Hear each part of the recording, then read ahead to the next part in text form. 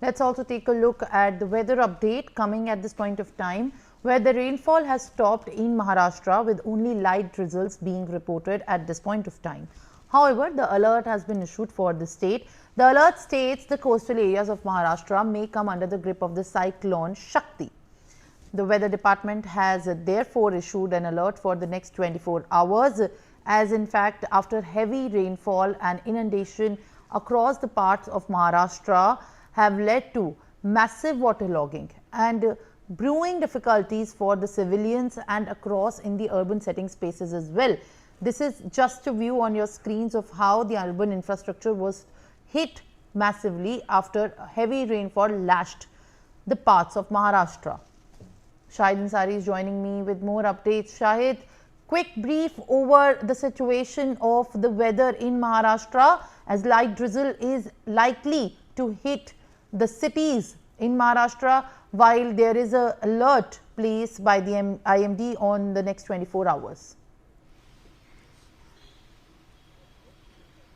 जी सिमरन, देखिए, चूंकि तेज बारिश जो मुंबई में हुई थी उसके बाद से जो है मुंबई समेत पूरे महाराष्ट्र के कई हिस्सों को जो है अलर्ट जारी किया गया था। उस दौरान रेड अलर्ट, ऑरेंज और येलो अलर्ट जारी किया गया था। लेकिन आज की बात करें तो आज जो है बारिश हल्की बूंदाबांदी है, जिसको लेकर अभी भी लेकिन अलर्ट जारी है। मौसम विभाग के मुताबिक मुंबई समेत महाराष्ट्र के कई हिस्से जारी है, लेकिन इसके साथ साथ जो है शक्ति तूफान की वजह से भी जो है समुद्री तट पर इलाके महाराष्ट्र के बसे हुए हैं, उन इलाकों में इसका असर भी देखने को मिल सकता है, ऐसी जानकारी मिली है। मौसम विभाग की माने तो आने वाले 24 घंटे जो है इस तूफान की वजह से जो है तो ज्यादा खतरनाक हो सकते हैं, खासकर जो है समुद्री इलाके, जो समुद्री तटवर्ती इलाके हैं जहां, और उनमें भी खासकर जो है कोकन बेल्ट, इन जगहों पे देखा जा सकता है। अगर यहाँ पे हो सकता है, दूसरे के साथ साथ जो है उड़ीसा, और फिर इसका सबसे ज्यादा असर जो है मध्य प्रदेश में देखने को मिल सकता है। मध्य प्रदेश के कई जिलों में जो है इस तूफान की वजह से जो है बारिश होने की जो है संभावना जताई जा रही है। हालांकि महाराष्ट्र में जो है मौसम विभाग ने हर एक जगह पे लोगों को अलर्ट जारी किया है, क्योंकि इस 2 दिन पहले की होने वाली इस बारिश को लेकर जिस तरह से मुंबई समेत पूरे महाराष्ट्र में तबाही मची है, उस बात को देखते हुए मौसम विभाग ने जो है लोगों को भी अलर्ट जारी किया है कि अभी तो फिलहाल जो है बारिश हल्की बूंदाबांदी है, लेकिन अगर तेज बारिश होती है तो उसके लिए लोग अलर्ट रहें, खासकर ऐसे मौके पर जब एक तूफान का भी जो है सामना करना पड़ सकता है। इस तूफान की जद में भी वो इलाके आ सकते हैं, तो इसलिए मौसम विभाग ने इसको लेकर भी अलर्ट जारी किया है और खासकर यह भी कहा है कि गैर जरूरी तरीके से वो बाहर ना निकले। आपको मैं बता दूं कि मुंबई समेत महाराष्ट्र के, जैसे अगर कल की बात करें तो लातूर में भी जो है बड़ी तेज बारिश हुई है, और वहां पे लातूर में शिवाजी महाराज चौक समेत कई आसपास के इलाके जो है लातूर, उदगीर, ये सारे इलाके डूब चुके थे और सड़कों पे जो है 1 से 1.5 फीट तक का पानी भरा था, जिसकी वजह से महाराष्ट्र के कई हिस्से अभी भी जो है इसकी रडार पर है, यानी कि तेज बारिश को लेकर अलर्ट पे है। लेकिन ऐसे में शक्ति तूफान की वजह से ये सारे इलाके ज्यादा प्रभावित हो सकते हैं, इसलिए मौसम विभाग ने अलर्ट जारी किया है। खासकर मुंबई के कोकन इलाके में जो है इस तूफान का जो है असर देखने को मिल सकता है, उसके साथ साथ दूसरे इलाकों में भी जो खासकर तटवर्ती क्षेत्रों में है। जी, all right, Shahid, I'll request you to kindly stay on with us on the broadcast, and as we are learning more updates, as the IMD has released its monsoon outlook for June to September 2025, and it forecast above normal monsoon for Maharashtra. The regions include Konkan, which includes Mumbai and its metropolitan regions as well.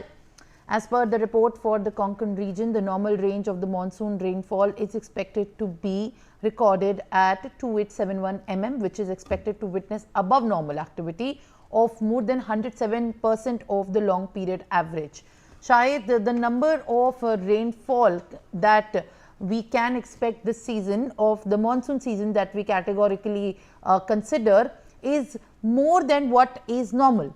If we have to understand the data that is shared by the IMD after releasing its report on the rainfall, Mumbai and the nearby regions of the coastal areas of Konkan are expected to be heavily waterlogged if it rains in this manner.